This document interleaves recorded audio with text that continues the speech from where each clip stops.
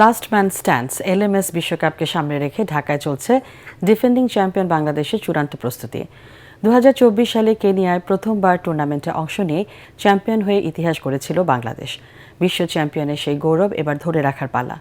আগামী 29 সেপ্টেম্বর থেকে 4 অক্টোবর মালয়েশিয়ার কুয়ালালামপুরে বসবে অপেশাদার ক্রিকেটের বিশ্বমঞ্চ, আর সেখানে শিরোপা ধরে রাখার লক্ষ্য বাংলাদেশের। আনান তাসির রিপোর্ট। এই দলের গল্পটা শুধু ক্রিকেটের নয়, দিনের বেলা কর্পোরেট পেশাজীবী আর সন্ধ্যা নামলেই তারা ক্রিকেটার। 10 জন ক্রিকেটার, 2 জন কোচ ও 1 জন ফিজিও নিয়ে 13 সদস্যের প্রতিনিধি দল উড়াল দেবে মালয়েশিয়ায়। আগেরবারের চ্যাম্পিয়ন দলের 7 জন ক্রিকেটারকে রেখে গড়া হয়েছে এবারের দল। পরিসংখ্যানও বলছে দলের অভিজ্ঞতার কথা। 10 জন ক্রিকেটার মিলে ক্যারিয়ারে খেলেছেন 1056টির বেশি ম্যাচ, সংগ্রহ করেছেন 24,356 রান আর শিকার করেছেন 676টি উইকেট।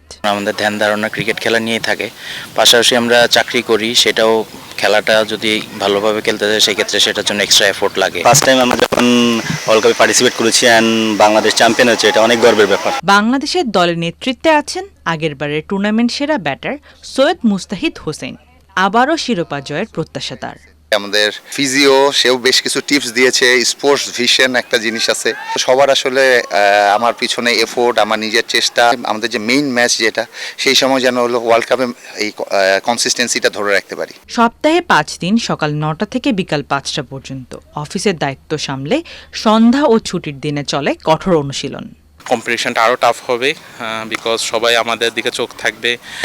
ইন্ডিয়া, অস্ট্রেলিয়া, সাউথ আফ্রিকার মতো বিগ ক্রিকেটিং নেশনরা পার্টিসিপেট করছে। এবার গ্রুপ এতে বাংলাদেশের প্রতিপক্ষ দক্ষিণ আফ্রিকা, নিউজিল্যান্ড ও স্বাগতিক মালয়েশিয়া। অভিজ্ঞতা, আত্মবিশ্বাস ও কঠোর পরিশ্রমকে সঙ্গী করে আবারও বিশ্বসেরা ট্রফি উঁচিয়ে ধরার স্বপ্ন নিয়েই কুয়ালালামপুরের মাঠে নামবে লাল সবুজের দল।